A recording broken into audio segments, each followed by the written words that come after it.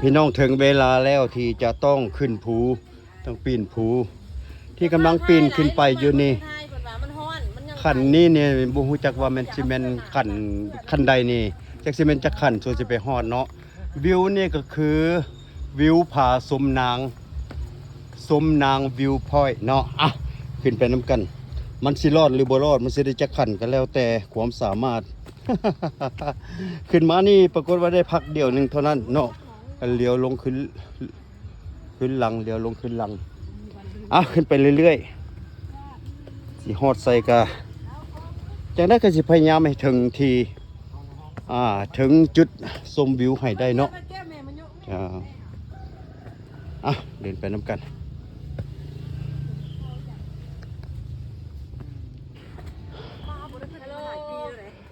เขาไปขึ้นอันยุดก่อนถ่ายคลิปก่อนขึ้นมาเลยเวลานี้ขอยุติการเว้าก่อนคอยเมื่อยไปขึ้นยุอันนั้นยังก่อนทีมทัวร์กำลังพากันปีนขึ้นไปหาวิวสมยังเกาะวิวสมนางบ่วิวผาสมนางว่าคำนึงออกตุยเล่นเอาเนาะเนี่ยลงไปใต้นะขึ้นภูอย่างเหรอไปกันต่อยังบ่ฮอดครึ่งทางปานนี้นี่แต่ว่าหายใจสิบ่ออกแล้วเอ็มเรือเป็นนั่นน่ะนางอีกมาฮอดก่อนนางอีกมาฮอดก่อนแต่บ่แม่นครึ่งทางใดพุ่นยังบ่ครึ่งทางเถอะพี่น้องอันนี้ขึ้นมาฮอดนี่ ในระหว่าง1/3ของทางขึ้น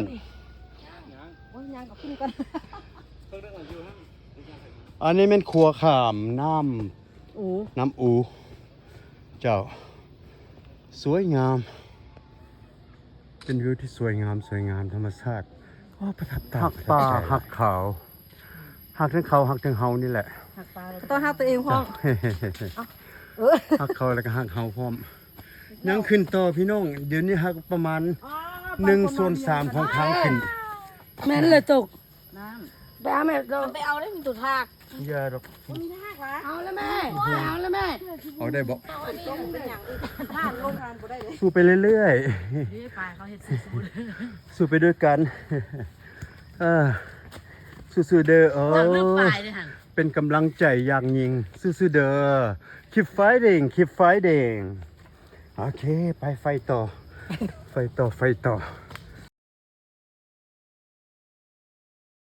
ที่บ้านนี้ค่อยมาฮู้จักว่ามาฮอดครึ่งทางแล้วพี่น้องเฮาก็จะครึ่งทางเด้โซสิไปฮอบจุดชมวิวเนาะมาฮอดนี่แสดงว่าถือว่ามาฮอดครึ่งทางแล้วคนลาวยุคใหม่ร่วมใจกันรักษาธรรมชา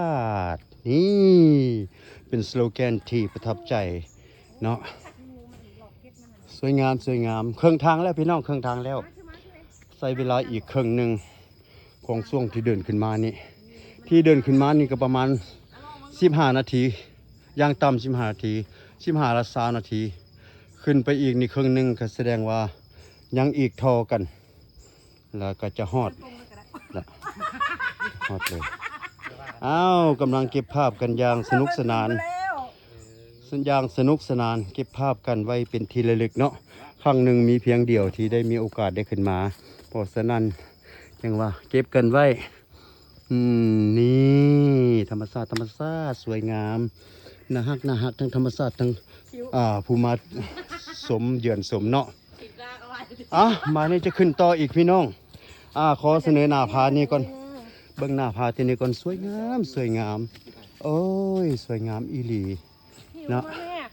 บัดนี้จะเดินทางต่อเลยพี่น้องเด้อยังอีกครึ่งนึงประมาณ15 หรือ20นาทีจังสิฮอดจุดชมวิวบัดนี้จะคอยหยุดการถ่ายทำจนกว่าจะขึ้นไปฮอดจุดพุ่นเลยเนาะ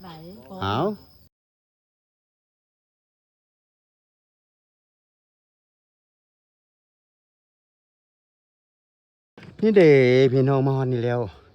ยังไกลปานใด Are you okay ไหวบ่ I am okay definitely ยังเพียงแต่100 เมตรเด้อยังเพียงแต่100 เมตรก็ฮอดแล้วไปต่อทีมเฮา Here people we finally got up here right on the top of the mountain right on the top of the view โอเคฮอดแล้วเด้อพี่น้องฮอดแล้วโอ้ my god ช่วยจะมาถึงส่วนสิมาฮอดเนาะใช้เวลาเกือบชั่วโมงหนึ่ง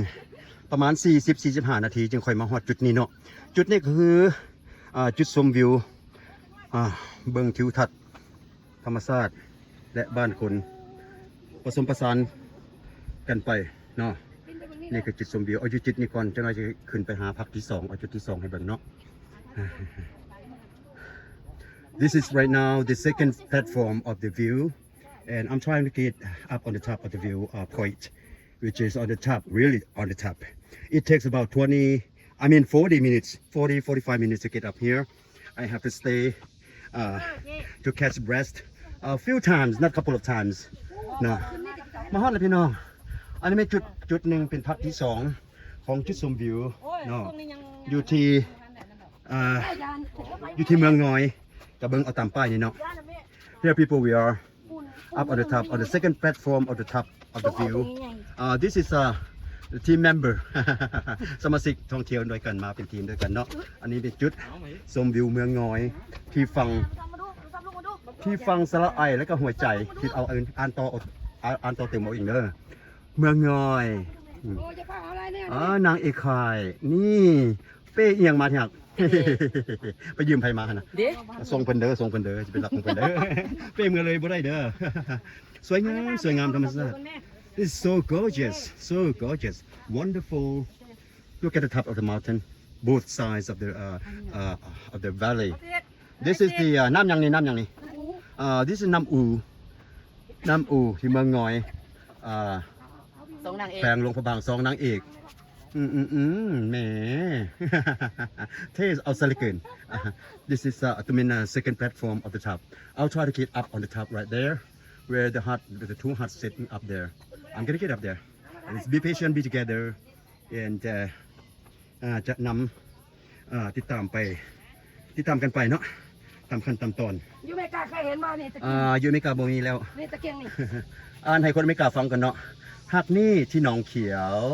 หนึ่งในจำนวนทีมงานป้าใหญ่ของใครเองผู้นำพาการท่องเที่ยวนี่จากเวียงจันทร์มาจนถึงหลวงพระบางเนาะ so romantic I mean so classic lamps look at the lamps this is kind of antique lamps pretty much classic นี่นางแบบพามีด้วย this is the model of the team one of the model of the team the second model โอเคครบเอาเลยขอท่าบอกไปหาน้อดอยปะมายืมกระตาหนึ่งเดี๋ยวสิเขากำลังเอกนี่สิพายกำลังเอกนี่พากันไปหาน้อดอยน้อลอยบอกเพื่อนเอิญกันน้อลอยบอกสำเนียงให้มันถูกต้องเนาะน้อดอยบอกน้อยอันนี้เป็นน้ำอูพี่น้องสายน้ำอูที่เมืองน้อยเนาะซื้อให้เป็นไงเป็นผู้ซื้อสิพากันไปเก็บน้อลอยพากันไปเก็บน้อดอยเจ้าเอาจับกล้องให้ได้ป่ะนี่อันนี้ไม่ต้องบีบยังเลยมันเป็นคลิปอยู่แล้วเป็นคลิปถ่ายอยู่แล้วไปเก็บนอดอยสิหักมาเอามาเก็บนอดอยที่ไปขายเวียงจันทร์ขายกับเมืองนี่ขายกับเมืองเวียงจันทร์ได้นอดอยกับเมืองขายด้วยได้เงินกลางรถไฟได้กำไรได้เงินค่ารถไฟได้เงินค่ารถ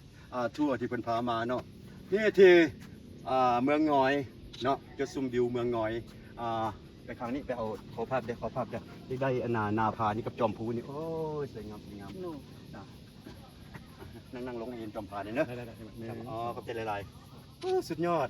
หนึ่งในชีวิตครั้งหนึ่งในชีวิตแสนที่ประทับใจ once in my life to be up here people and the next years I'll try to be around the world especially in Laos I'll try to get from northern of the country down into the middle and then all the way down to southern part which is Atapu Salawan whatever down there I'll try to get down there as much as I can โอเคไปพบกันในคลิปต่อๆไปเรื่อยๆขอบใจหลายๆไปจะนำพาขึ้นสู่แพลตฟอร์มที่1ไปหาจุดสุดยอดของจุดนี้นะกำลังจะมุ่งหน้าขึ้นไปสู่แพลตฟอร์มที่สูงที่สุดคือว่าจอมดอยกับว่าแม่เนาะภาษาลาวเขาเรียกจอมดอยซึ่งเขาบอกกันภาษานอกเขาว่า on the top of the mountain view ที่เห็นป้ายยันก็เป็นภาษาเขียนเป็นภาษาคาราโอเกะ ภาษาอังกฤษก็บ่แม่นแต่ว่าเป็นความลาวภาษาซับภาษาลาวที่อ่านว่าสบายดีสบายดีหลวงพระบางสบายดีเมืองงอยมาฮอดนี่ก็ชมวิวหนึงอีกต่อไปสักก่อนแล้วก็ชมขึ้นไปต่อจนฮอดวิวสุดท้ายสวยงามประทับใจพี่น้องแม่ครั้งหนึ่งในชีวิตที่แสนประทับใจที่ได้มาดื่มด่ำกับบรรยากาศสดๆกับธรรมชาติแบบนี้เนาะจะขึ้นไปหาจุดสุดท้ายคือจุดสูงสุดของจุดชมวิวใช้เวลาประมาณ45นาทีพี่น้องก่อนจะขึ้นมาฮอดนี่นะแล้วก็เซาไม่แห้งหันใจมาพร้อมแต่ละวางแต่ละขันมาใช้เวลาทั้งหมดบรรลุละ45นาทีเกือบชั่วโมงนึงเต็มๆเนาะนี่มาฮอดจุดสุดท้ายแล้วสบายดีเมืองน้อยเจ้าไอดอลขอหน้าได้เจ้านี่เห็นว่าคนน้ำหนักตัวเบาๆจังสินี่ออกหน้ามูเด้อในทีมงานในทีมมาท่องเที่ยวนะปั๊บสุดเด้อให้กำลังใจมูมาตลอดพี่น้องเบิ่งซอยกันธรรมชาติว้าวกสิบทันหันใจนึกกสิบทัวคันบ่ว้าวก็อยากว้าวคันบ่ว้าวก็อยากว้าวคันว่าเมื่อยให้กลุ่มว้าวอยู่